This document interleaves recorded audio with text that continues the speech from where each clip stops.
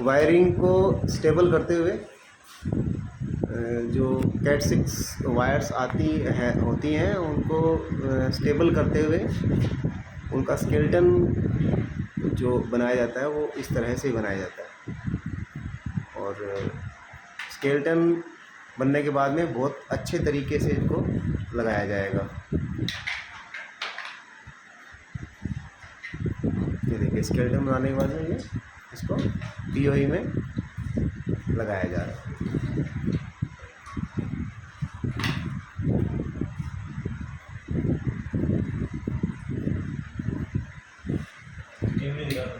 PoE में लगा दिया गया है और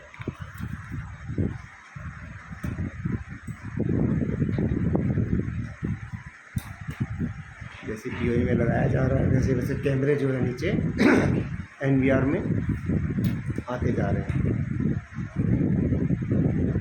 आईपी कैमरे के अंदर रेडिएशन वगैरह नहीं आता है, बहुत अच्छी जो है लोकेशन बनती है। और ये नाइट विज़न है सारे के सारे, नाइट का समय है बाहर और सब में कलर व्यू आ रहा है और बहुत ही अच्छा सुंदर जो कहते हैं उसको, बहुत ही सुंदर कलर व्यू आ रहा है इसमें। देखिए